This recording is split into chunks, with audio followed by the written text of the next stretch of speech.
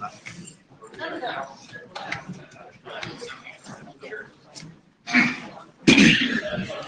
right.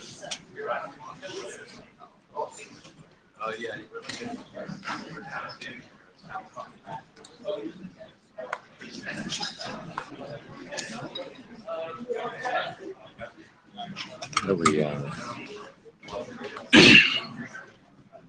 I think it works. Oh, it's just on. Wow. Yeah. How are you? Awesome. Good morning. We're going to get started in just a minute. This is the Dnsbundled BOF. We're going to start with the blue sheets here. Let me put them down here on the ends of the tables.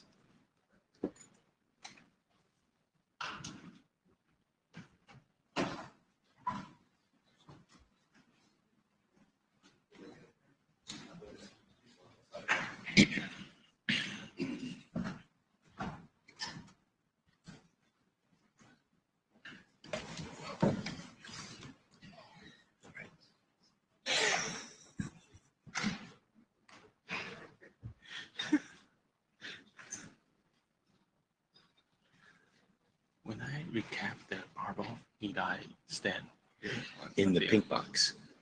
Well, I guess we don't actually have meet echo going on, so you probably don't have to. Okay. But It's better.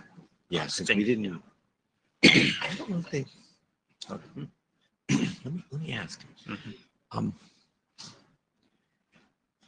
So I don't see our AD in the room offhand, but I have an interesting question. I know this room is set up for Meet Echo.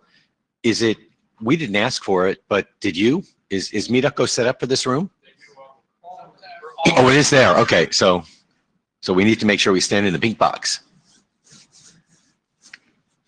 So that answers that question. There are also a bunch of people on Meet Echo, including Stephen Farrell. Excellent, thank you. Okay, it's actually after 9:30 in the morning here, so I guess we should get started. So thank you very much. This is the Dnsbundled draft, bundled BOF, not draft. We're going to have a draft when we're done, right? That's right, nod your heads. So thank you very much for coming. I guess we'll just jump right in here. So the obvious note, well, okay, you have the right to remain silent, and if you're not silent, then anything you say can and will be used against you within the IETF. So please keep that in mind whenever you're talking and anything you might write into Jabber. So the blue sheets have already been started. So make sure that you sign the blue sheets. As we all well understand, they help the Secretariat to be nice to us, and we like that. We do already have note takers. So Shane, I saw you walk by and check in. Lin, you are here somewhere. Raise your hand. Oh, she's in the back. All right, awesome. So we have our note takers all set up, and the Jabber scribes, Stephane and John. Yes, he's right by the microphone. Excellent. Oh, and he's right next to the other Jabber scribe. So good deal. Sean King. Okay, so our agenda, we're going through some introductions. Ning Kang, my co-chair here. Oh, I'm Jim Galvin, by the way. I guess that's the other obvious thing. You're supposed to announce yourself when you start these meetings. Ning Kang will give a summary and introduction of a BOF that we had back in Berlin when we started all of this discussion. We'll jump right in with a problem statement. John Levine has kindly agreed to give some discussion about where a draft statement as to where we are, and then we have some use cases to talk about, and then, as is expected from a BOF in general, we will have some open discussion to see what the community thinks, since that's obviously the most important part of all of this. So first question is, anyone have any issues with the agenda? Anyone want to add or remove from that? Any discussion? Okay, then let's jump right in. And Ning, over to you. You can stand in the known pink box there and get us started. Hello, everyone. I'm Ning. I want to first brief recap what we do during the Berlin BOF. And about 20 people attend the BOF, and most people works on the domain industry. And during the discussion, almost everyone think this topic is interesting and they have interest, but people also think that the bundled domain name maybe is a very, very broad, complicated problem, and it may be related with different layers, and not only the DNS layer, but also the provisioning, the registration layer, and also the application layer. So we got rough consensus of this BABOF that we need to work on the problem statement draft first, and then think about the BOF. And we need to make clear about what the problem we want to solve and what is the use case. So, and during this BABOF, there are a few people show his hands, want to contribute to the problem statement. And then after the BABOF, we did it. We make a document and we make some discussion about this problem. And then we got Bob here today. So I'm glad to see lots of people here to talk with this topic. And I hope that today we can just focus on the problem. I do know that domain name bundled, for example, the ID invariance is a very complicated problem and maybe a swamp. So I don't want everybody go with us to jump into the swamp. So this time we just try to narrow the problem and try to make some clear problem and try to see what we can solve this time. So that's all. Thanks. Okay, thank you. And so we'll move right into John. Do you want to come up here and we'll go through the problem statement? Yep, sorry.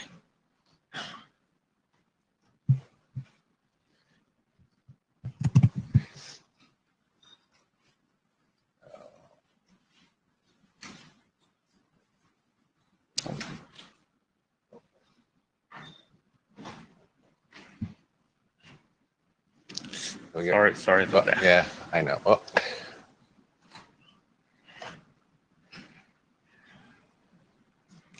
It's only been 50 years. Soon we will learn to understand software. Okay. Good. All right. So I'm going to give.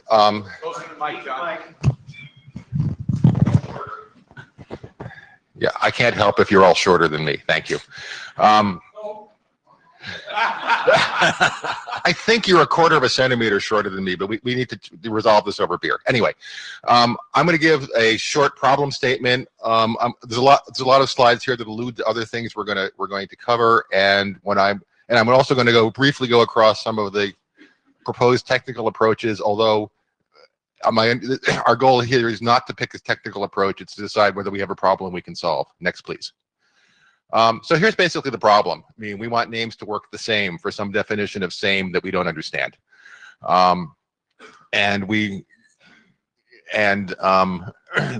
the same can means different things to everybody. Next, please. So at the previous BARBOFs, we seem to have agreed that these are things that we are and are not willing to consider. We're willing to handle modest numbers of groups of names. I mean, that is, we're willing, for example, a name written entirely in traditional Chinese versus and the equivalent name written in simplified Chinese. Okay, what's out is handling huge groups of names of the M to the N variety, where we have every combinational variation, for example, of a name that has accented characters, and you want to handle every possible version with and without accents. If we could handle that, that would be nice, but it's probably hard, so we're not going to think about it. Next, please. So here are some scenarios. I'm going to go over these really quickly because immediately after me, people will talk about these in more detail. Next, please. At second level domain variants, the best known example is traditional and simplified Chinese. In many languages written in Roman letters, you want to bundle together accented and unaccented version of the characters like they do in .cat. In Greek, there is this peculiar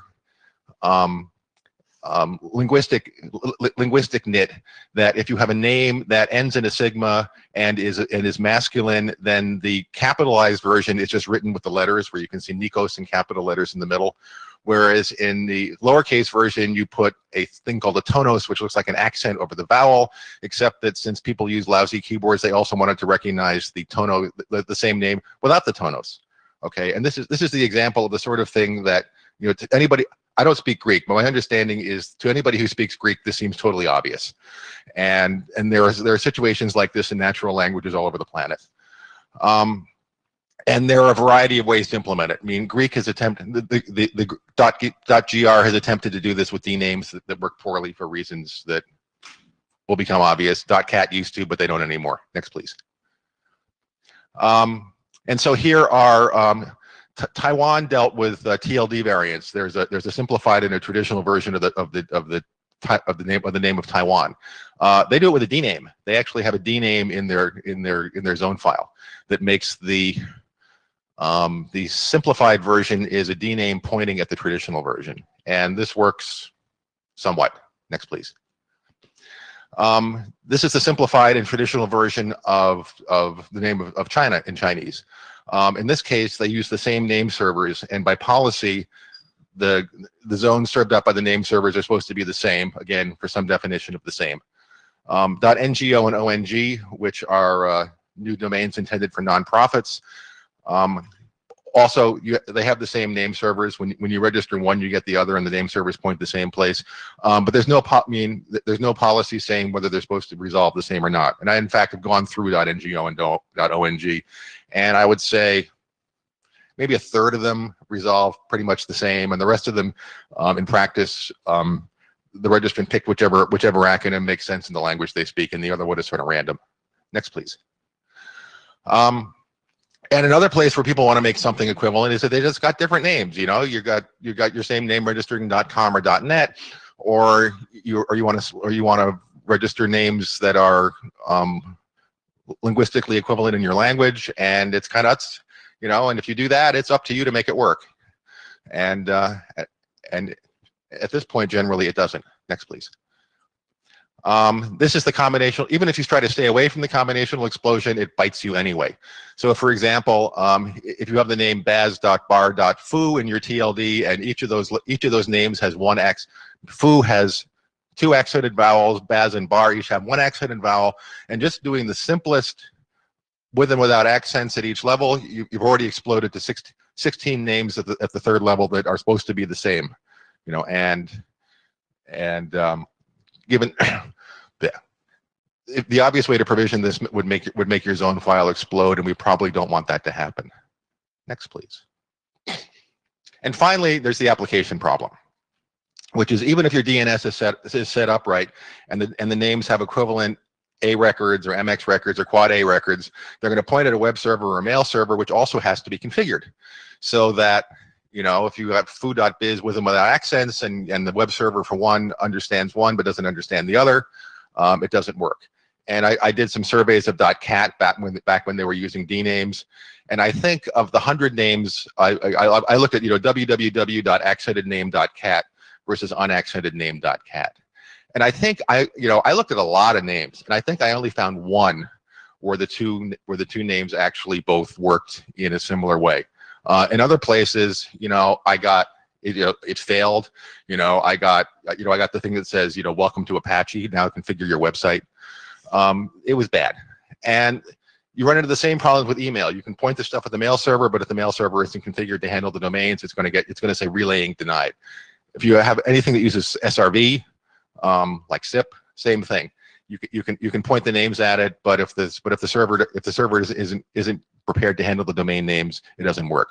So one of the questions I would like to think about is it possible to automatically configure domains, to automatically configure applications to handle the domains pointed at them in a way that is workable and adequately secure? Next, please. So yeah, here are the three approaches. And again, I'm going to go through these pretty quickly because people are going to talk about them in more detail these are in more detail in the next couple of pitches. Next, please. So parallel DNS, like they do in China and .ong, it depends on the DNS manager to keep the zones in sync, but in fact, they don't. And we have plenty of experience with this. Like I just said with .cat, in principle, it's supposed to be the same. Actually, in NGO and ONG, it's supposed to be the same. Actually, it isn't. Next, please. You say, oh, I can simply put a CNAME at every name in my secondary in my copy zone, which points at the names in the first zone, which is pretty much pessimal. It has all the problems of parallel NS because you actually have two zones to keep in sync, and then it has all the problems with CNAMEs, like you're not allowed to have a male MX record point at a CNAME. You're not allowed to have an NS record in a delegated zone point at a CNAME. And the security problem is that anybody can point a CNAME at anybody else. So I really do not want to set up my web server or my mail server to automatically respond to any name that somebody happens to point at me as a CNAME. That's a horrible security problem. Next, please. The other approach is DNAMEs. DNAMEs work kind of okay for Taiwan because the DNAME is actually at the TLD, so that at the second level, the DNAME actually shadows everything. Didn't work in CAT because if you had foo.cat, the DNAME would be at foo.cat, so www.foo.cat would have multiple versions, but the actual second level domain wouldn't, so nobody's mail would work. And again, it has all the CNAME problems, and it also has the no control over who points names at you problem. Next, please. So here are three proposed solutions, and again, I'm going to go through these quickly, but we are not here to pick any or all of these. Next, please. BNAME is essentially CNAME plus DNAME. It's like a DNAME, except it also redirects the top level name. It has a variety of implementation and semantic problems that are well known to anybody who's followed this discussion. So I won't describe them further here. Next, please. Doug Barton suggested clone some years ago, which is sort of the reverse of BNAME. Rather than saying this name points at that name, clone says, here is in my zone says, here's all the other names that I also want to handle. So somehow it synthesizes parallel zones for your name. And he had a way that you can send the clone then signals caches so they can synthesize stuff and limit the traffic. This avoids the CNAME control problem because now I am saying what names are substitutable for me, rather than other people simply saying simply pointing names at me. And one more. And then Ted Hardy sent out something called arc pointers, which was originally intended for things like .onion. It's basically it's a protocol switch that you can send stuff off to some other piece of code that decides what to do, and what the piece of code could do is simply say, okay, go back and do a DNS lookup on this other name. And Ted just did this last week, and his draft described some of the pros and cons that he was thinking about. And I think that's it. Oh yeah, then there's the application issues. You know, can web and mail servers automatically configure? It's obvious how they would. You know, if they see a mystery name pointed at them, they go back and say, oh, there's a clone record for this domain, so actually it's the same as that other name that I understand. Is this a good idea? Maybe, maybe not. It's got the security issues from CNAME. There's also like TLS problems. You know, how am I going to configure how am I going to set up my TLS certificates so that it does the right thing with names that are configured at it on the fly? And I know just enough about TLS to know that I have no idea what the answer to this question is. Next, please. And that's it. So we had a problem. Okay. And at the microphone. So Paul, quickly, just Paul Hoffman. You didn't list one that I saw. I don't think I saw it on this mailing list, but the don't do anything in the protocol, but add something to the master file to make it easy so that when the authoritative server is loading up the master file, that it knows to be able to respond to these other things. And I'm sorry, I forget the name. That was, I think, from Paul Vixie. That's pretty close to what clone does. You know, clone says this is clone's an RR type, and this was actually a macro. Well, so I mean, so I think clone is on the wire, and this other proposal had no wire changes. It was essentially a way to tell. And again, I'm sorry, I don't have the pointer to it. Yeah, I mean, I've certainly done macros that. Right, but I mean, I'm just saying that was you didn't list that as one of the proposals, which is no on the wire changes, but make it easier for authoritative servers. Yeah, clone basically does that both in the server and on the wire. So this would just be in the server. Correct. There was one that was just in the server, no on the wire changes. I'm not omniscient. You know that. Andre? So Andre, John, I have your security case when we talk at the dinner. When looking in the problem space, you absolutely must avoid anything that will cause a DNS lookup on connection. So that's the CNAME, DNAME, BNAME problem, that if you do the online lookups where the connection is made and the hostname is passed, then you can easily DDoS the server, because even the logs are usually parsed afterwards for the reverse records. So you must absolutely avoid any DNS lookup. So or they must be cached, and then you can overflow the cache and cause other sort of problem. So when I know that we are mostly looking at the problem solution, but we must really really avoid any solution that could cause any DNS lookup at the connection time to the server. So if I set up a bname, dname, cname to an end server without the consent of the domain holder, then it must not resolve, never ever. I take your point for the web. For mail, you're completely wrong. We do dozens of lookups at connection time, and we just deal with it. So I think this is, I think this is something. It's certainly something to keep in mind. Well, mostly for web, yes, because the volume is much higher there. Yeah, but even for mail, you can sort of overflow all kind of stuff if you cause the lookups, because you can point the wildcards to it and then ask for random names and stuff like that. And yeah, you certainly can. But this, I mean, I'm saying certainly in the mail world, like these are problems that we've been dealing with for a decade. So they're certainly problems we should think about. I wouldn't immediately say that they're blocking problems. Okay. Ray in the back, just a clarifying question, yes? Just not a question, observation. I know there's been a working group set up to look at this already, probably failed, but it's not just the server side that's got to know about the equivalence of the names, it's the client side as well, because of the origin problem, same origin. Oh. The same origin problem. Yeah, that's kind of the, well, that's sort of all the application stuff I was talking about. Oh, absolutely. Yeah, but it's the client-side applications as well as the server-side applications. And I think you concentrated, I think, in the slides on the server-side applications. Yeah, I think I'm implicitly assuming that any DNS magic you can do on the server to figure out whether things are substitutable, you can also do on the client. But of course, as Andre said, maybe that has performance problems. Indeed. Okay. Okay.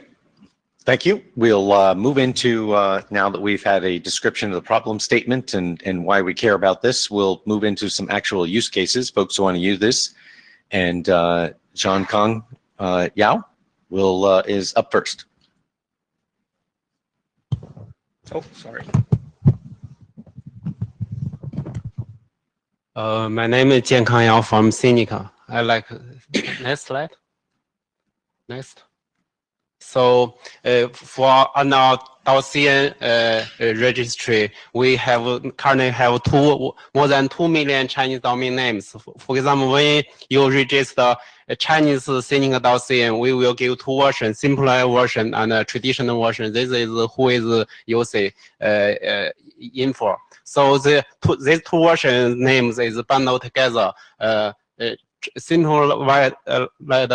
Simplified version and the traditional version. So all bundle Chinese domain names and .cn are configured to have same NS records and are supposed to have the same DNS resolution. Then you may ask why? Because the Chinese character, the pronunciation is same. When I told someone my company's Chinese domain name is Chinese Sinica.cn, someone may input a simplified version of Chinese email address.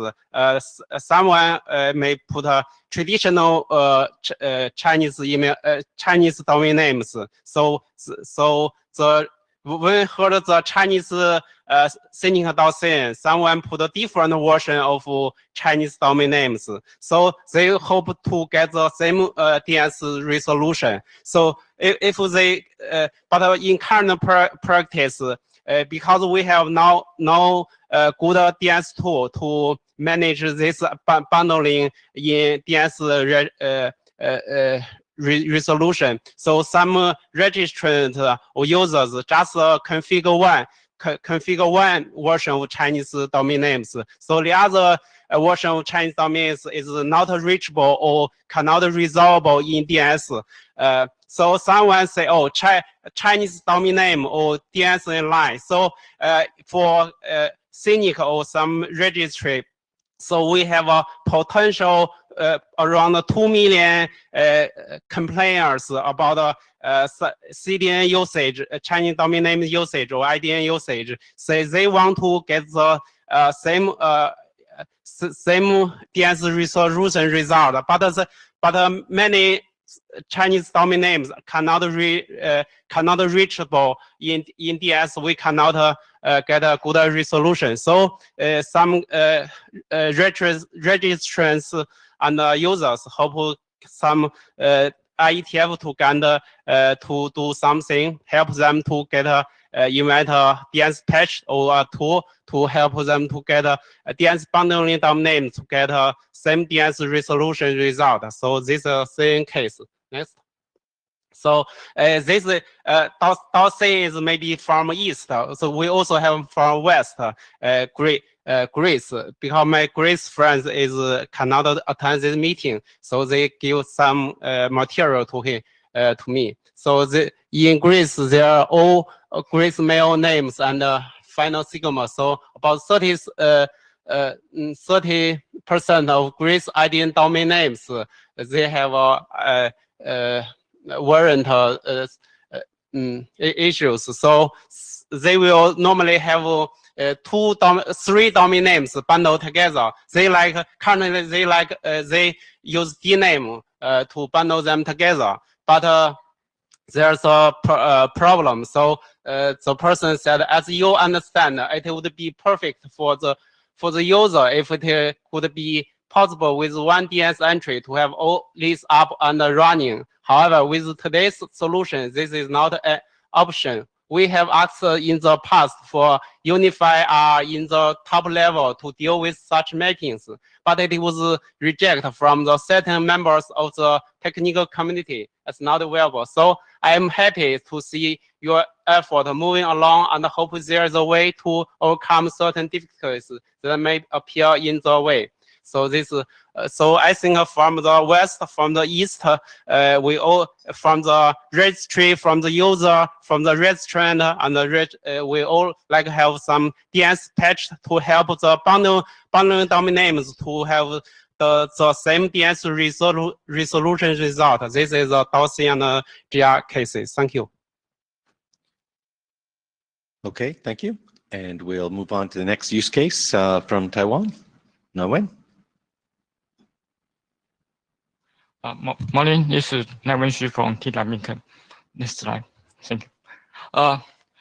Dnsbundled is the registry of TWCCTLD and the Taiwan IDN in traditional and simplified version.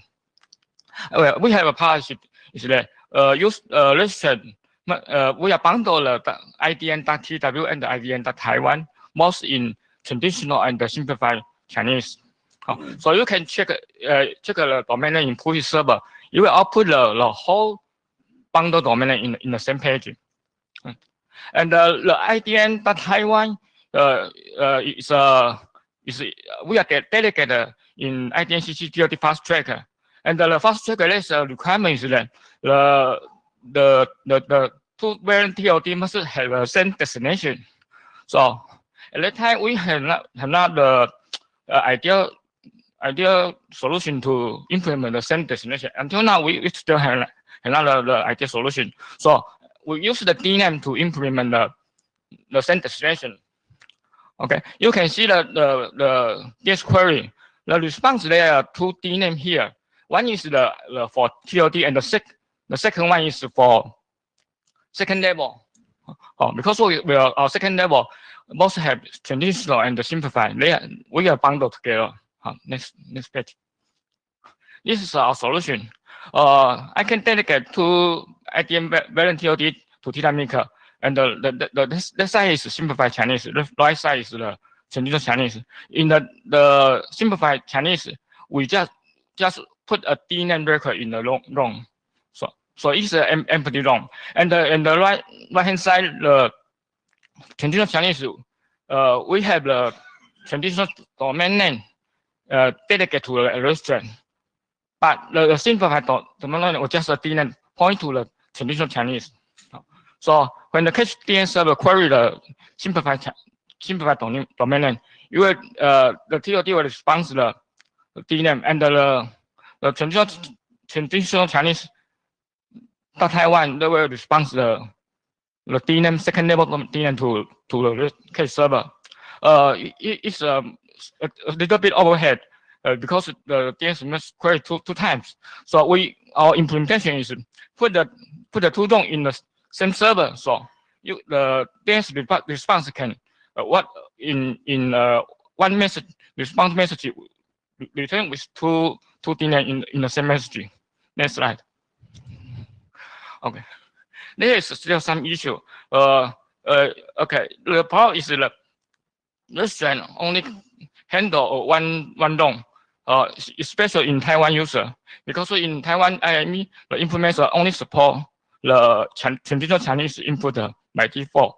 Although we can read and write the simplified Chinese, but the computer must special configuration to input the simplified Chinese. So it's very convenient for Taiwan user. They handle their domain name. And but then comes the DNAM is the issue is the owner name. The DNAM itself cannot redirect to the CNAME. Okay, thank you. Thank you. Andre?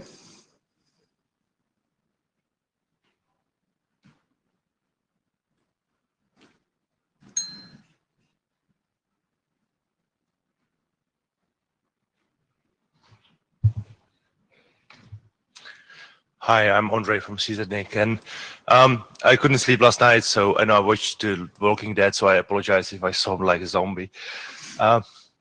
So for .cz, I think that actually the problem that .cz has is common to all Latin, to all scripts that use Latin extended, because many Czech word contains characters with well, acute, Karen, and ring, and but the usual mapping for we use in Czech Republic is just we strip the diacritics and be done with that, and all understand that.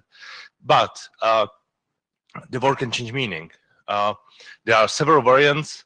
I have few examples, like Vláda is government, but Vláďa is a male name, and I'm quite sure I didn't think of anything more sophisticated, but well, Nic, which is actually our company name, is CZ nothing, is nothing, and Nic is imperative of destroy. So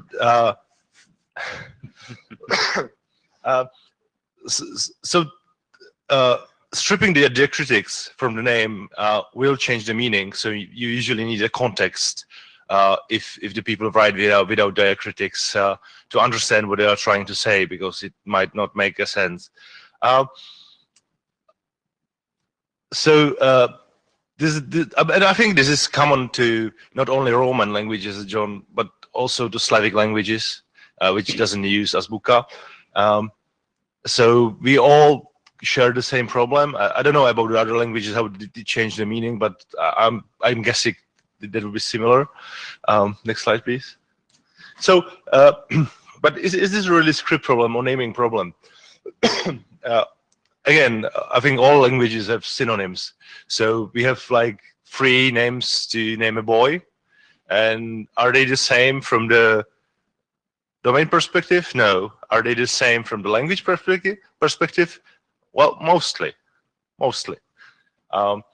Again, dashes in the names.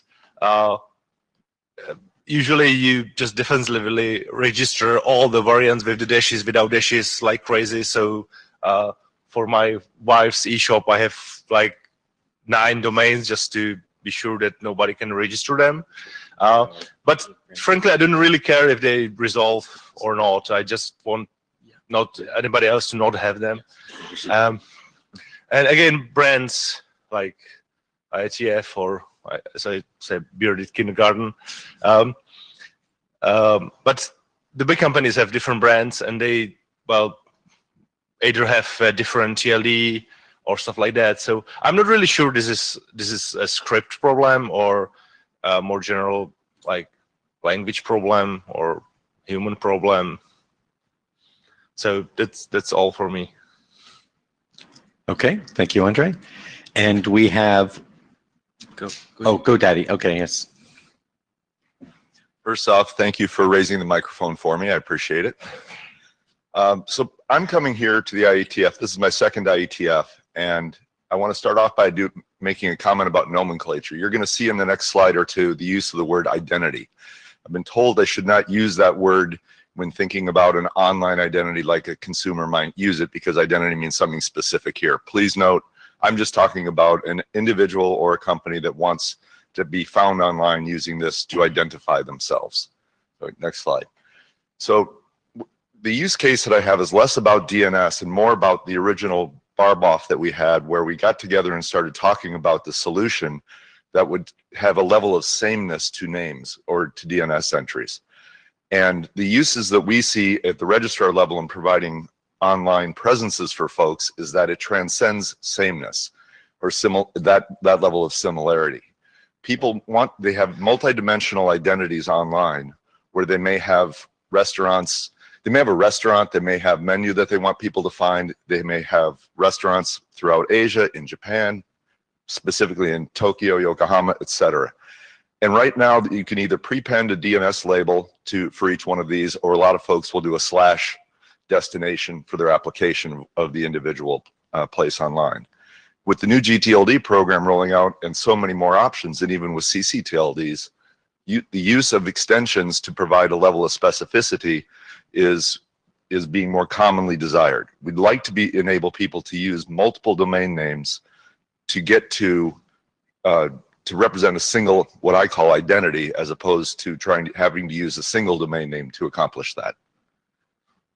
So John, I didn't realize John was going to do such an excellent job of describing the problem space, because when we got together originally back in Berlin, it was all about what resource records we might be creating, et cetera. But I didn't see that we were really talking about the whole vertical problem, where even if you get two different DNS labels to resolve the same, you're not going to be able to necessarily use it through the entire provisioning stack for the web presence.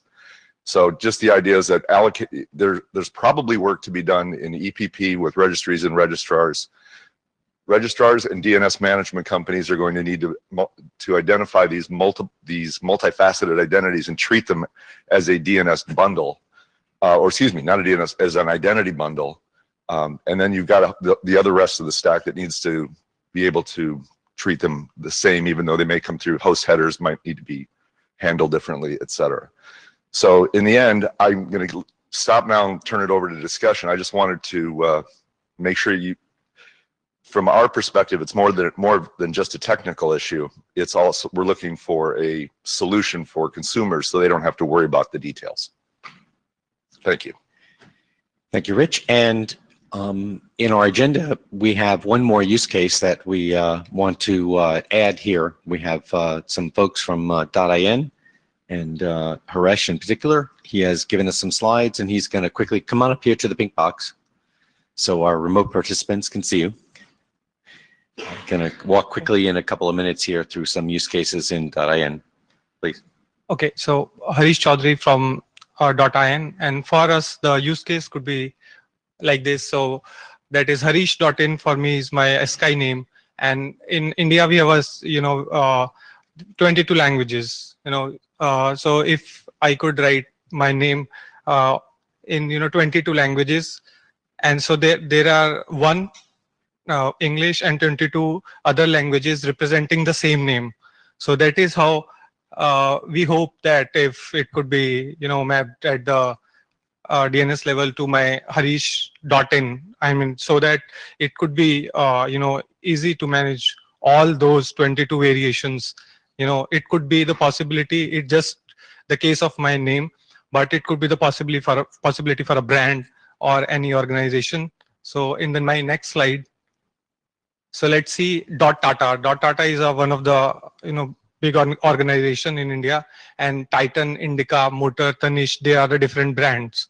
So this could be the I mean, if there are so many different brands for same organization, so it could be managed easily. So that is, and we could take it to tata.com. So that is the two useful use cases, but there are many more because there are several combinations with the new GT program and ID and CCTLDs.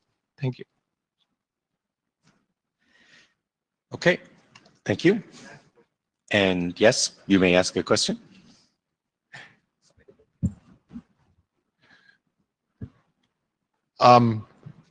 Yeah, 22 languages is a lot. I mean, does .in really want to have 22 equivalents for every name in .in, or do you just want to make it possible to have up to 22 depending on what languages the registrant chooses to implement? So, I mean, it depends. Like, it depends upon the organization. Like, if we have 22, I mean, no.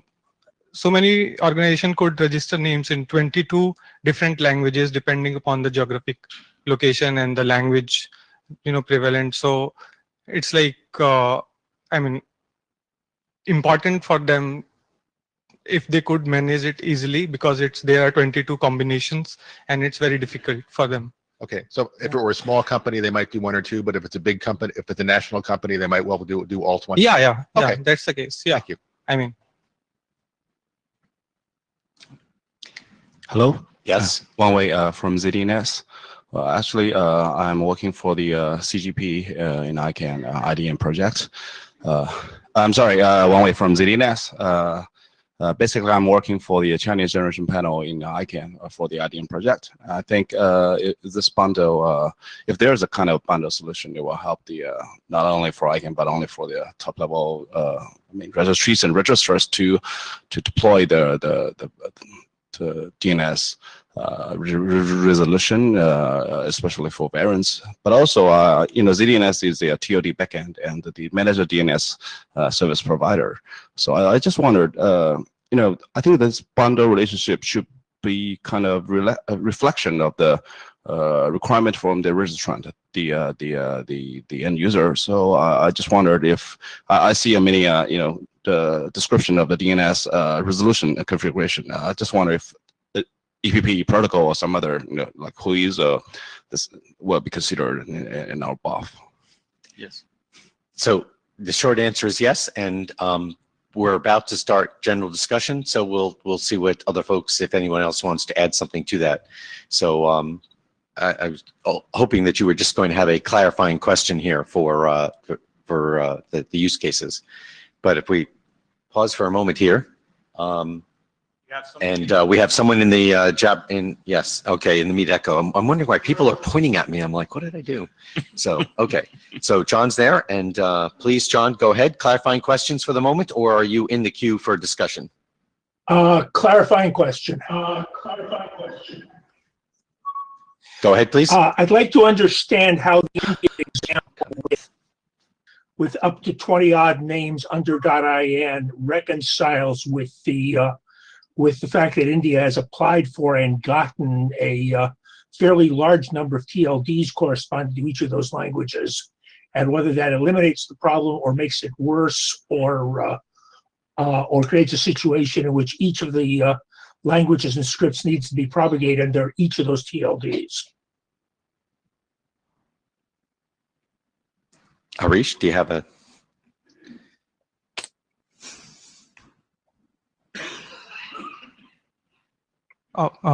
So like, I think it, I mean, easy for the people to manage, because, there are several geographic locations, and based upon the language prevailing, we have the TLDs, but it's when it is very difficult because of several combinations to find out who is who. So I think it'll,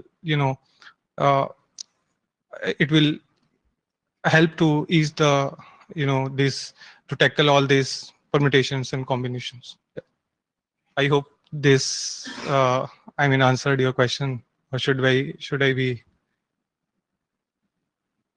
Well, I think the question that John is asking is, with 22 languages, are we making the problem worse, or given that we already have, 22 or some number of TLDs moving towards 22, is that not really a problem for .in is the question that he's asking.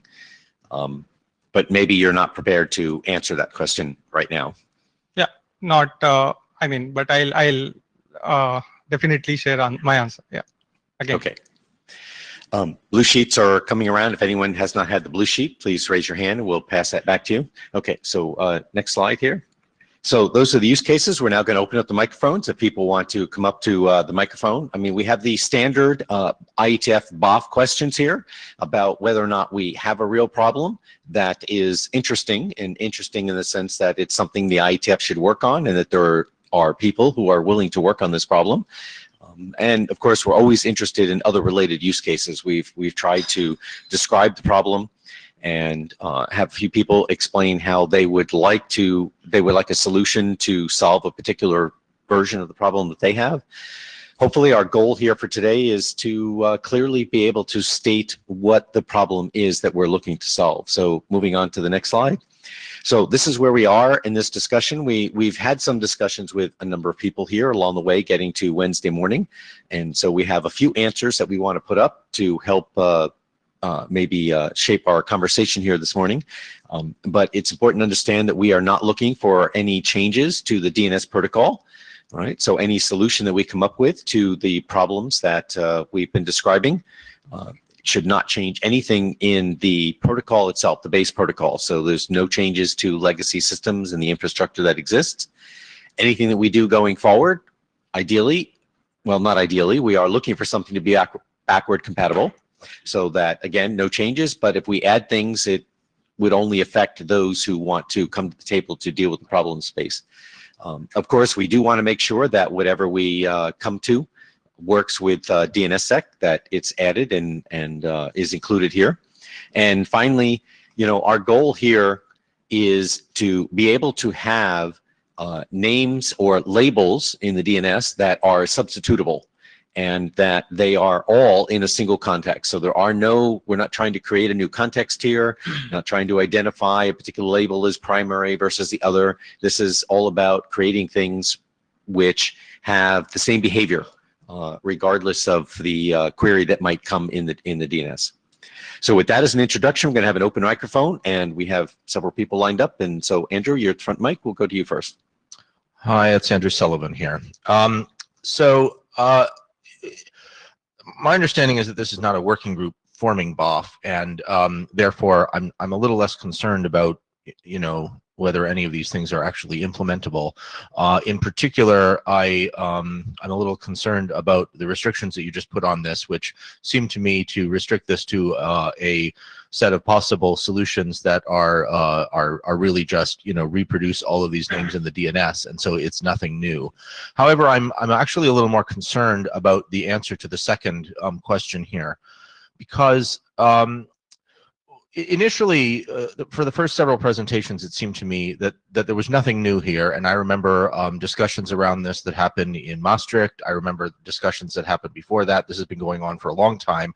People keep coming and saying, I just want the two things to be the same, and the answer continues to be, we know that you want that, pony. The fact is that people have wanted this over and over again, and the basic problem is the problems continue to be intractable for the same reasons that they were intractable the last 5 times we asked about this, so it's not very interesting.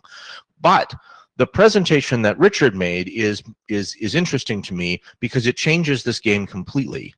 And that is, what it's saying is, I just want a name to work, and I want these different things that people are calling stuff to all work the same way according to various contexts that might be relevant. Like, for instance, this one is relevant in Asia. This is a flattening of the name of the naming conventions of the DNS, which is very different from the other things that we have seen. And so historically, what I thought that people were asking for was to make different trees in the DNS work like one another. So you get to one tree and it turns out that that is the same as other directed graphs within the DNS, and so you find another entry point to another directed graph in the DNS, and everything underneath that follows from that as well. But this case is actually different from that, because what it's saying is, I want this name to work the same as that URI.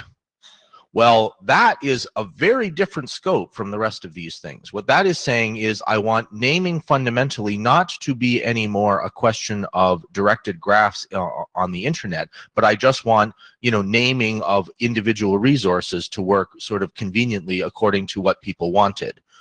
If that's the problem we're trying to solve, then what we really start with actually is on the next slide, and one of them is false, and that is the first bullet has to go, because it's must not change the DNS protocol. It's rather must replace the DNS protocol with a completely new naming system for the internet. Now that might be a good idea, but that's a much bigger problem than the already impossible problem of just pointing to new places in the acyclical graph. Oh, and there is one other thing that I will say, and that is, we've already tried to do a number of things along these lines in another working group in order to give you, you know, clues about various places that you could enter stuff in the DNS in order to give you policy direction and so on. And it was a complete failure for lack of interest. So I'm a little concerned that we're having another BOF even while we're shutting down the working group that didn't deliver that the last time. Hi, Jeff Hodges. Okay, so need to go to the middle queue. Actually, the guy at the back was waiting from the moment you asked. Thank you. So Okay, thank you, Ted. So all the way to the back. Yes, thank you. I'm Davey from BI, and I want to offer an example of when I use Chinese, because I'm from China. And now some input method in app or in computer that you can input directly with some traditional characters. So even some youngsters have the train to use the traditional word to have like a lifestyle to chat. That's the example happened in China. So I think it's a real problem, firstly, and I also think how to solve the problem. Do we prefer to solve the problem in the integration layer, I mean in the application layer, or in the domain system? So that happens to have the similar case is that the FC 43 tells us that the case insensitive. So I think it's a similarity between the variants of the character and the case insensitive things, because the case insensitive is well known for Western countries. So we can put this our common sense that domain name can insensitive for the case for the capital form. So and I just checked with my Chrome and I typed the capital form of the google.com, and it's interpreted without the capital form. So I need to just propose one example. I think this is a real problem, and we really need to think how we resolve from which layer. Yeah, that's my comment. Okay, thank you. Ted? Ted Hardy. So I'll first answer that question, because as it happens, this exact conversation happened at the Salt Lake City IETF at about almost exactly those words. James Seng, I think, was the discussant at that time, and as was pointed out to him at that point, and I'll point out again, the problem is in a lot of these, it's a one-way transform. So from Fantita to Gentita, you may have a mechanism that takes, for example, the fa in fajan and the fa in tofa and turns them into the same character, but you can't get it back out unless you have context, right? Because it's a one-way transform that doesn't tell you what the other direction is. And so it would be, to take your example, as if you could always go from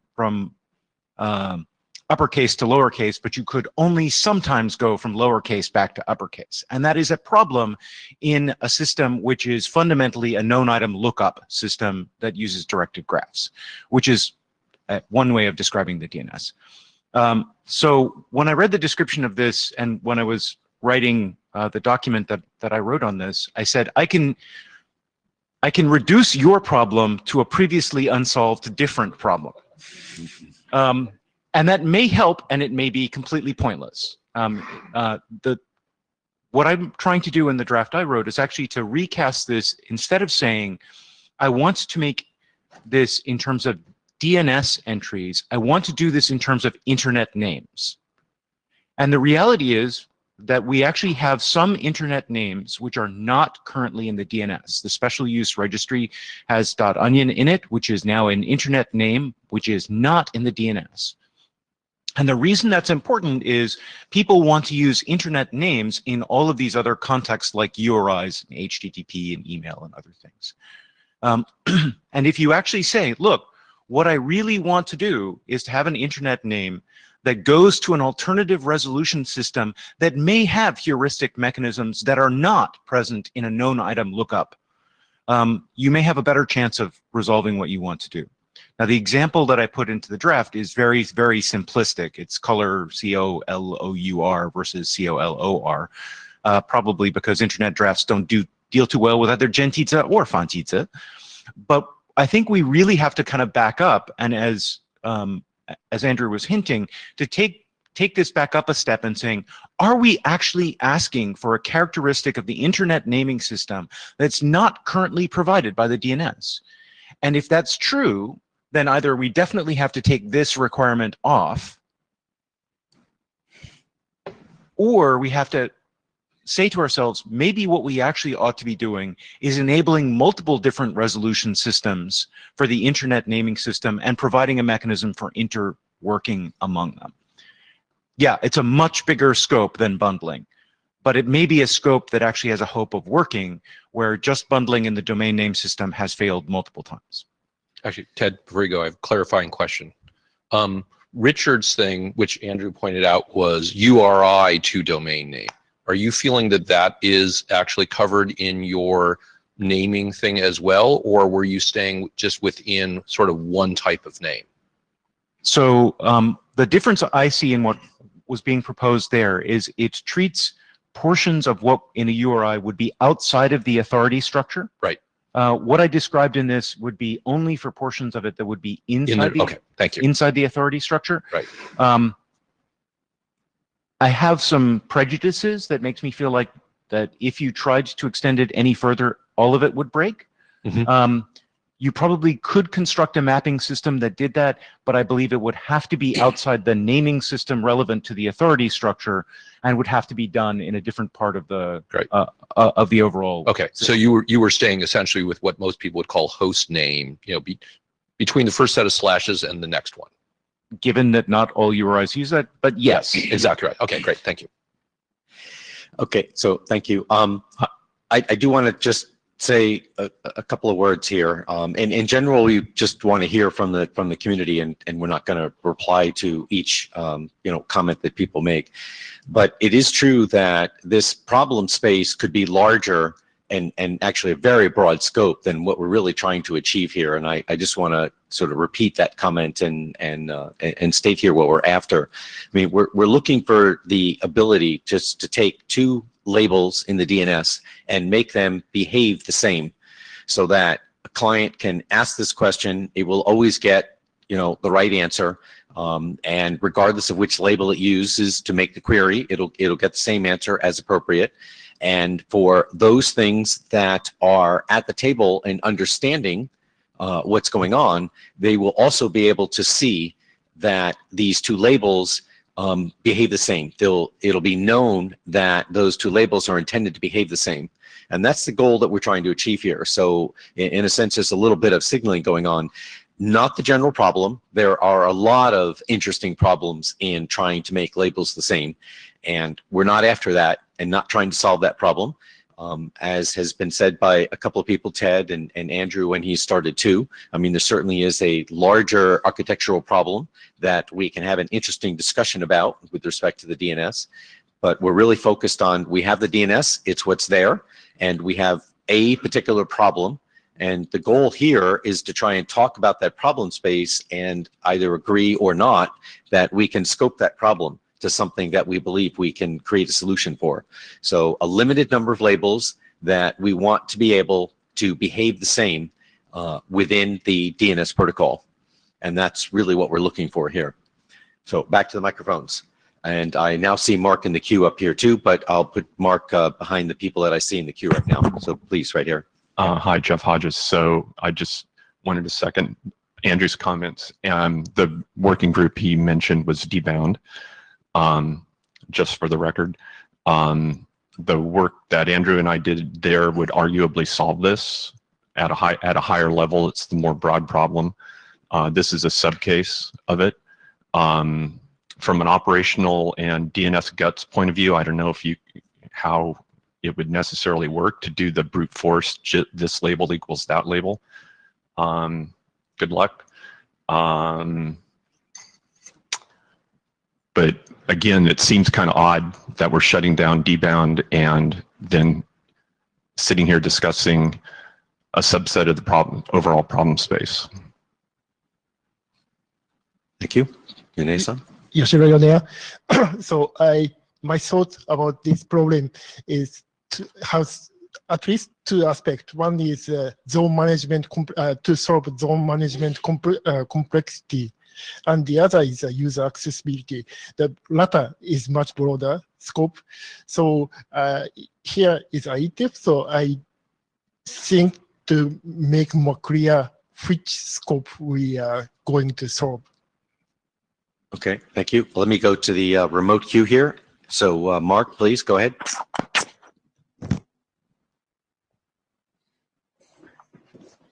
Hey, I'm back.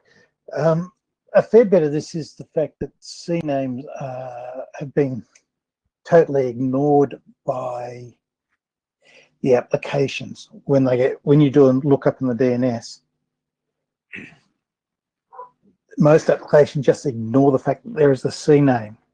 Mail originally did a rewrite and would have given the semantics we're looking for now with these bundled names where the SMTP name is rewritten based on the presence of a C name. Unfortunately, for HTTP, we don't do that, but that itself is a reasonably easy fix in terms of creating a record similar to MX or getting SRV through the system, which actually points at a server. That's a fair bit of this problem is the applications just ignore the fact that we do a redirection on the DNS, and this will need application support. Okay, that's it. Okay, thank you, Mark. Front, Stefan. Stefan Martmeyer. I would like to go back to the first requirement of the list, do not change the DNS protocol, because when you presented it, you said must not change the DNS protocol and no modification to the infrastructure. But this is too fuzzy, because if we add a new error type with additional processing requirement, then we don't change the protocol, but we have to change software, the infrastructure, at least to avoid interoperability problems. So I would like to know if must not change the DNS protocol should be taken as should work with unmodified name server, which is very strict as a requirement, because for instance, it rules out bname or thing like that. So maybe the first requirement would need to be more detailed in what we expect and do not expect and do not accept.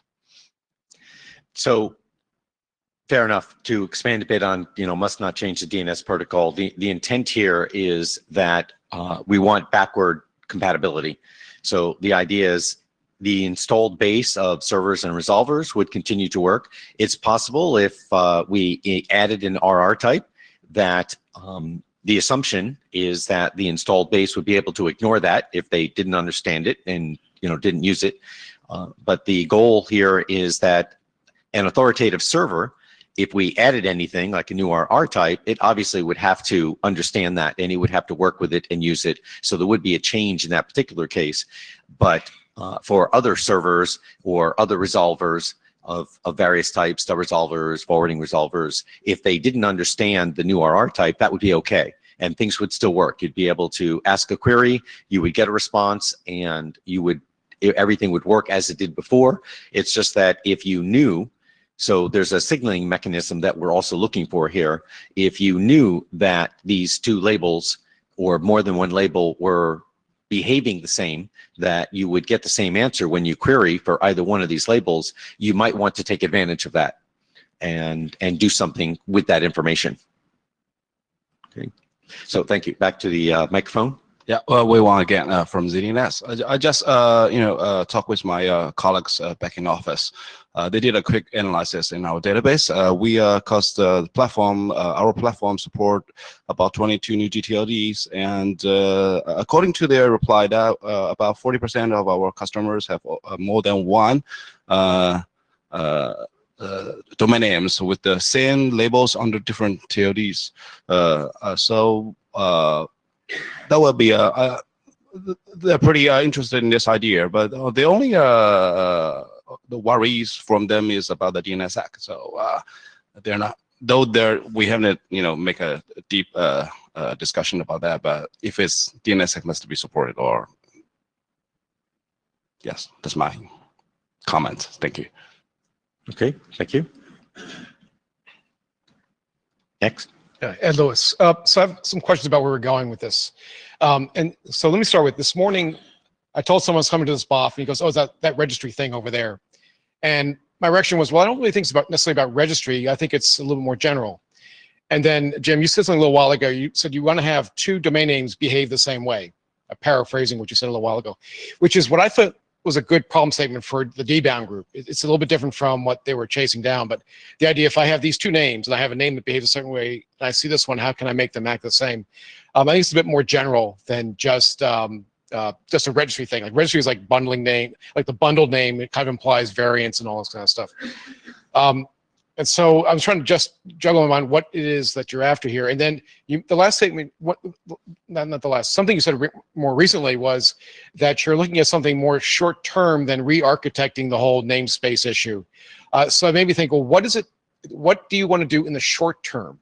I mean, what's the short term angle of this? Is it to just hack, so to speak, into the DNS to do something where these two names can declare that they are equivalent, or the set of names are equivalent?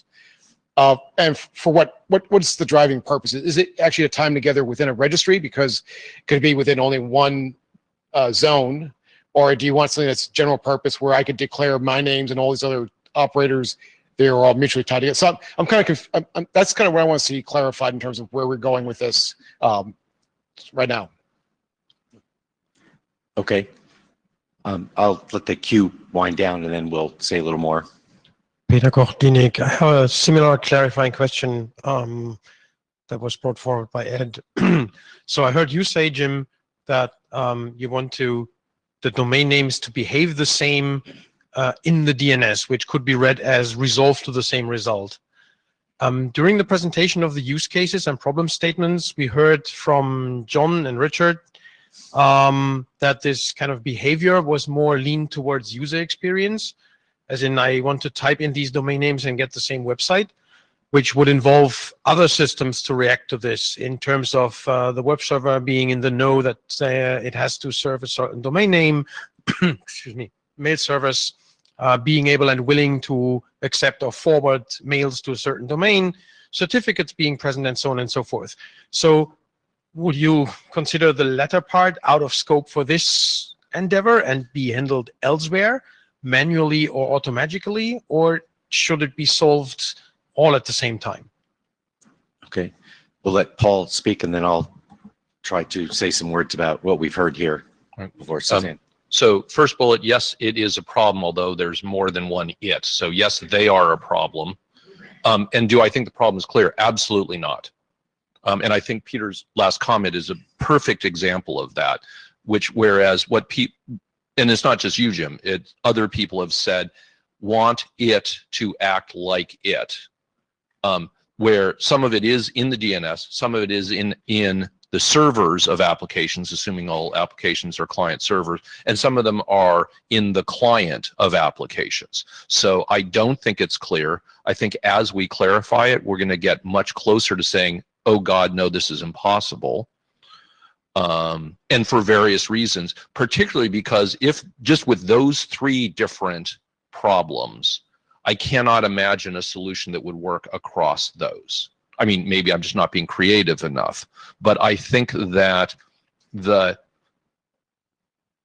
the problem being clear, the problem is very clear to individuals in the room, and their problems do not map to each other's very well. Okay, so thank you for that.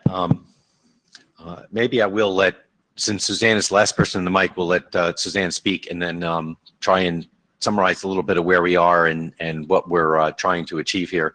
But so thank you, Suzanne, go ahead. Sure, just to sort of amplify on Paul's point particularly. Yeah, I don't think there is a single problem here. I think there's a bunch of problems that are sort of interrelated, and where several people have mentioned previous efforts to tackle some of these use cases, and they have been the same use cases. The question is, how are the use cases really related? And I think it's largely turns out to be very superficial. There are almost no, and where these previous efforts that people have referred to before have sort of foundered and people have given up and gone home, is that it turns out to be extremely difficult to come up with a problem statement or even a set of related problem statements such that people will know when they've solved a problem to the satisfaction of the people that have it. So I don't think, I'm going to be even more pessimistic than Paul just was and say, I don't think there is a clear problem or even a clearly identifiable bundle of problems here. And I got to say, saying that this is, I don't want to go back, I don't like going back to the same point, but I will, that previous efforts have foundered. People have literally given up on this. And what I would like to hear from this effort is, it's okay to say all those previous times people gave up for the, you guys were wrong to give up on this. I mean, I'm wrong a lot, I'm good at it. But it would be nice to see if there's something new here that would justify reopening issues that people have actually looked at a number of times in the past. The other thing is I had one quick point on context. You ask on the next slide, there's a requirement on the next slide that the bundled names must be in the same context. I think that's the easy part. The hard part is finding a way to establish that context and signal it to agents not in it, so that other agents know to resolve those names in that context that they share. Okay, thank you. Let me try and say something about some of the things that I've heard here. I mean, obviously, what we're looking for is try and create a clear problem statement, and so that folks can believe that there's a solution here that might be forthcoming. So I'm looking at my co-chair for those who are remote and listening. I'll try and say some words, but feel free to jump in here if I don't get this quite right. Let's make sure that we agree on where we're trying to go here.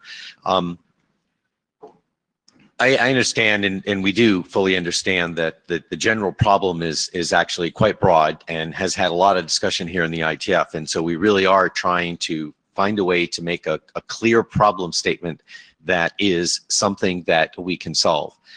So the statement that we've been using is 2 DNS labels that behave the same and are substitutable. So let me try and expand a little bit on what some of that means based on what I've heard here in terms of the discussion, and see if this gets us any closer to a problem statement. Behaving the same, the intent here is that regardless of the label that you use, you can make a query and you will always get back, essentially an equivalent answer. So you'll get back the the same result. So the response will always be the same, regardless of which label you use to ask your question. I'm being careful not to say, I want to use the term substitutable. We've had that explained to us multiple times, trying to stay out of this notion of equivalence, because that has too much baggage that goes with it. So again, substitutable labels that will, when I make a query, I will get the response that I get back will be the same, regardless of which label that I use to make the query.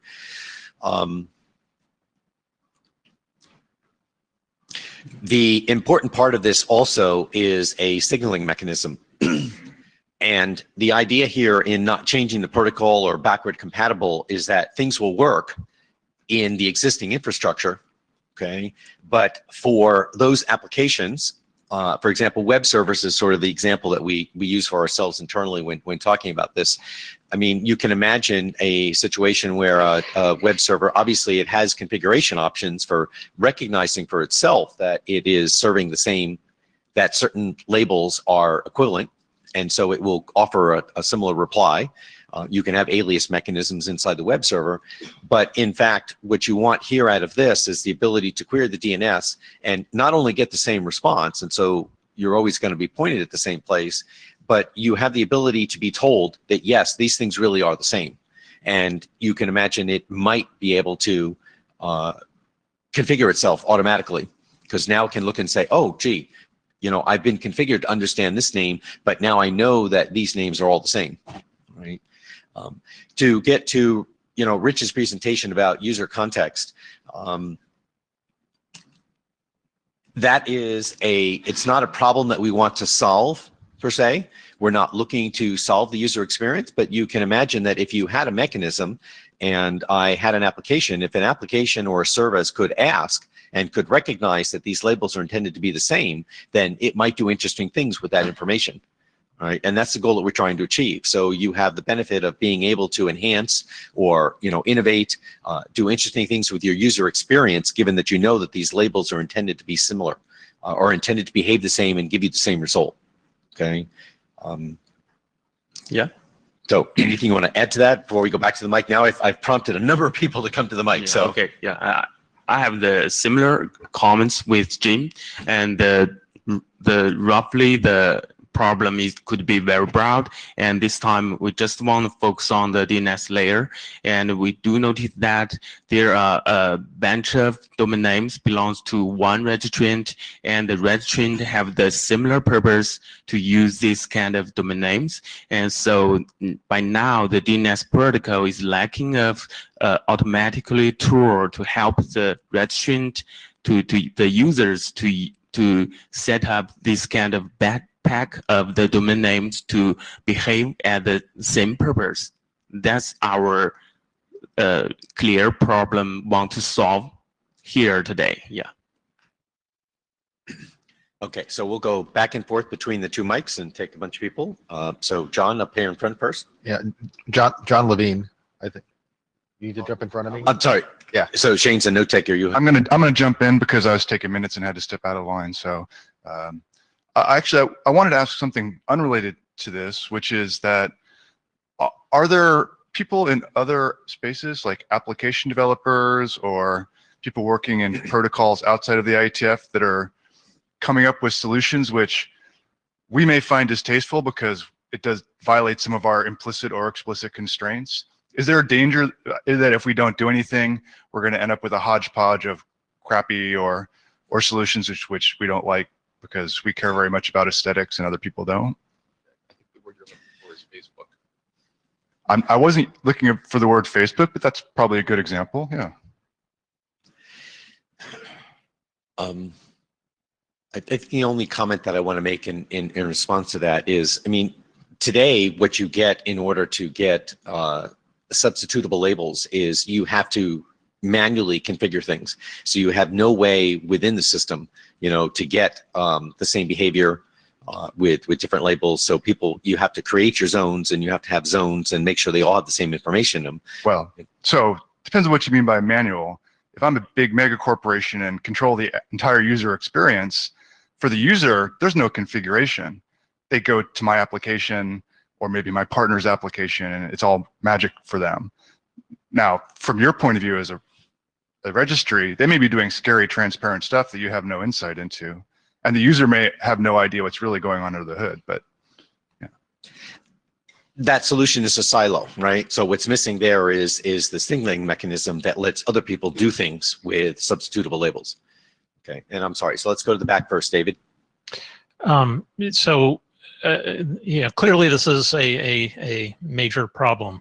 I think part of the challenge that we're facing is we keep casting it in terms of a DNS problem. I actually think it's not a DNS problem. The issue is actually that we're trying to remap the entire namespace in ways that the DNS doesn't fundamentally support. And as a result, we get into all sorts of pretzel shapes simply because this is a problem that's far, far outside the DNS. In order to address this problem, we have to deal with the application and presentation layer issues, and the DNS can't help you there. You know, the DNS is one mechanism by which you deal with a translation of a particular subset of the namespace into a different set of values.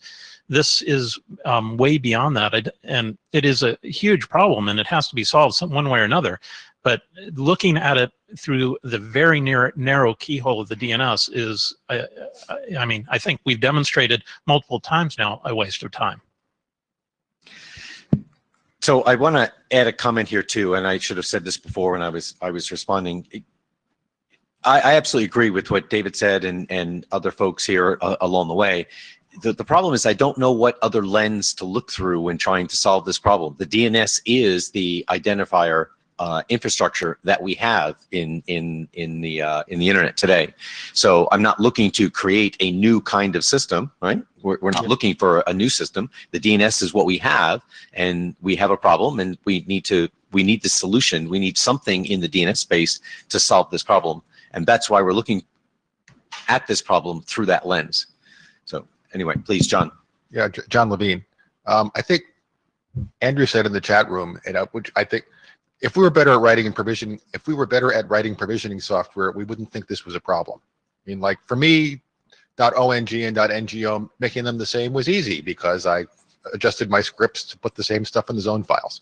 You know, and there are like the combinational explosion I showed on one of my slides might be hard to address, but other than that, you know, like if we could write provisioning software that could actually put stuff in the same zones, then we'd be, you know, the DNS side of our problem would be done, and then we could go off and figure out how to write better provisioning software for our applications. So I'm thinking that given that we've gone around and around and around with this for years with no closure at all, I'm seeing that the problem really is not just can we come up with something that's big enough to be interesting and small enough to solve, but can we come up with something that all the people who have so far failed to implement even the half-hearted solutions that already exist would implement. So my inclination is to tell people, rather than trying to define something new, people should go do experiments. You know, maybe it needs an RG, maybe people can just do stuff. I mean, like, I think the clone looks promising, but I don't really know whether it would actually work given the provisioning problems that people run into when they do real stuff. You know, so I would really like to go off and like implement clone and do it in some subtrees, and you know, and try patching my web server and seeing if I can actually make it work, you know, and if I came back and said, well, here's what I implemented, and here's what actually worked, and then here's what actually didn't work, I think that would be much more likely to get us towards a conclusion, yeah, than yet another round of can we do something like bname that will magically that will magically solve the problem for people who can't get the provisioning right. So thank you. I'm being conscious of the time here, and we also have the remote queue, so I want to move to John in the remote queue. So please, John, go ahead, and just everybody to recognize that we only have 7 or 8 minutes left here. Yeah, I'm troubled by this because most of the use cases I know of, including many of those which were illustrated earlier, have the property that when you get down to actually talking about what the users are going to do with it, this is not a requirement about turning one label into another label or making a pair of labels match. It's a problem about making fully qualified domain names match, where each of the levels of labels in those FQDNs may have different names one wants to match it to, or different pairings, even if you can keep that binary pairing. The original conception for Chinese names with the JET proposal was easy because we assumed that a tree would be either all simplified names or all traditional names, and you'd only need a single branch point. But again, we're not talking about the right mechanisms of doing that either. So I'm wondering, is in the first instance, if we solve the problem which is being described here, especially in terms of bundling a pair of labels or a set of labels, whether that actually solves the problem which people are interested in, or whether we're going to end up with a different set of complexities down the road and the same kinds of problems we ran into with IDNs and the DNS, in which the claim was that if only we could get them at the second level or below, everybody would be happy. And then it turned out we needed to the top level as well. And it's that exact problem with the fact that this really is a hierarchy that I'm a little concerned about when I hear these discussions. The other thing I want to mention is that there was a large effort circa 2002 to try to look at an alternative to this set of problems in terms of an environment which would sit on top of DNS and be called by applications which wanted to use it, which would provide much more flexibility in matching of names which might have spelling variations or other orthographic issues or IDN issues, even if the matching lookup there involved dictionary lookups, which we certainly can't do with the DNS. And that effort fizzled out because of something which is very similar to something which was said earlier, which is people decided they wanted to do it in the DNS. And what we've been trying to do ever since is make the DNS do a bunch of things it was never designed to do, and probably cannot be converted to do except by going in bizarre directions. So I would suggest that as people go down this path, that they also try to be aware of that earlier work and where it would lead if anybody decided they wanted to reopen those questions. Thanks. Okay, thank you, John. To the mic in the back. Jim Reed, I wonder here if we're trying to look for the impossible and trying to find a solution for something that probably just doesn't exist. I think this problem is potentially too complicated. And maybe the comment that David made before is really that we're trying to solve something in DNS that really is an application level thing, and really what we're going to try, if we take this on as any kind of work item in the IETF, we'll probably repeat the same mistakes and have the same problems we've had at the previous attempts to try and deal with this particular problem. And maybe we need to back up and sort of start again from scratch. And from that sense, I'm saying, just to throw something out there, is perhaps using Unicode rather than ASCII as the basis of domain name labels. Okay, thank you. In front here, Rich. Hi, Rich Merdinger, GoDaddy. I wanted to make a point that as we've looked to try to accomplish some of this, what we call domain bundling, virtually everything we want to accomplish can be handled through orchestration at the registrar and service provider level. We're not necessarily saying that we need to tear down and rebuild the world here. As we got together in the DNS bundling barb-off, there was a very narrow solution being recommended, or problem statement being put forward, and all I was trying to do is say, hey, if we expand this a little bit, could we facilitate an evolution in the way that resolution and presentation of content occurs over time? Yes, definitely involving other working groups and other application areas so that it can complementarily do it. The intent is not to slow it down and make this a huge problem. It's just, let's solve this one within the context of maybe what we can achieve more broadly. Thank you. Thank you. In the back. David from BI. And I want to add in something. I partially agree with David about it's not the DNS problem in the protocol issues. But I just partially because when I heard that saying, it seems that, well, it's not our problem, it's your problem. You will solve by yourself. So I just want to mention it's a real problem and suffering for the people who use the variants, who use the Chinese traditional words. And I also want to compare with the situation in IDN, and I think it's a way to introduce the some kind of mapping of code to help the people use this the name, so that people can easily use their favorite language to access the database. Right. That's what I want to say. Yeah. Don't leave the problem away.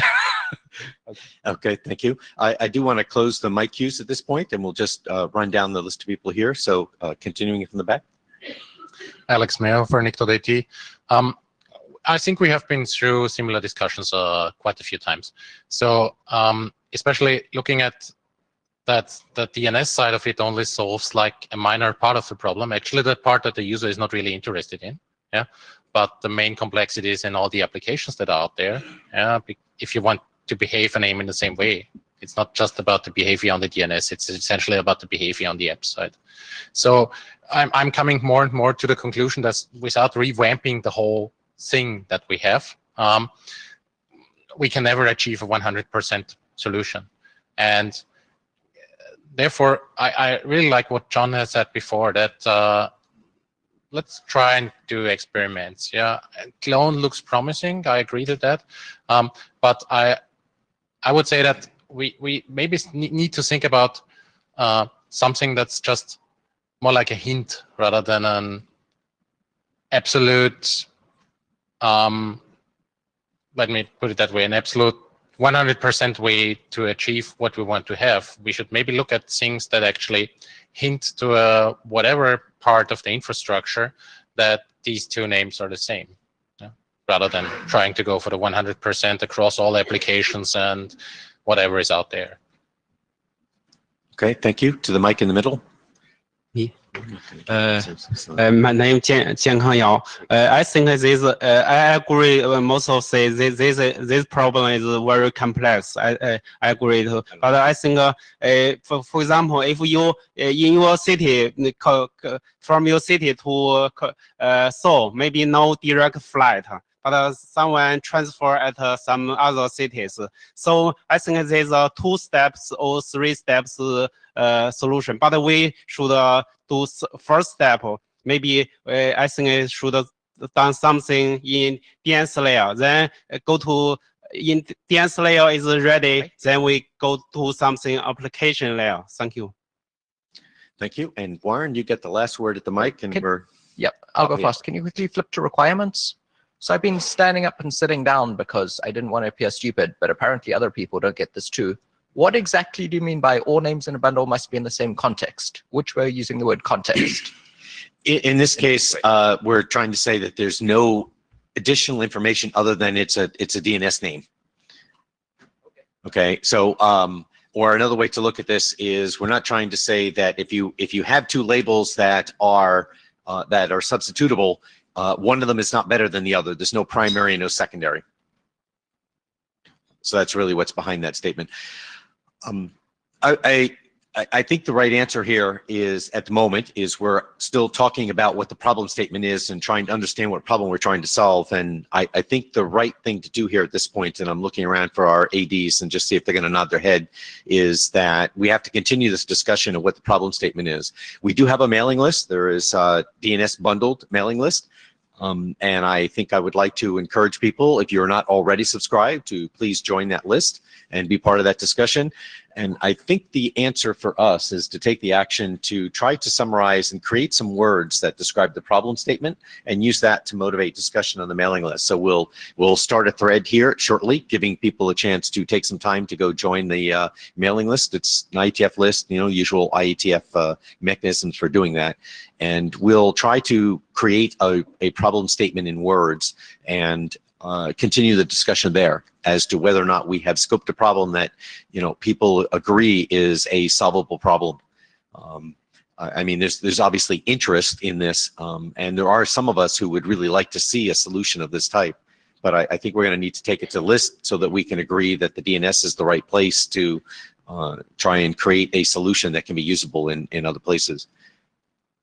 And one last comment. Just a clarification, Jim. Will the slides and minutes or the records of the session be published on the IETF website? They should be. All the slides are actually online in the meeting materials area. Okay. They are all posted. Yes. So okay. With that, we're adjourned. Thank you very much. Thank you. Oh, where are the blue sheets? Here. Got them both? Blue Yeah, sheet. there are 2. Where's the other blue?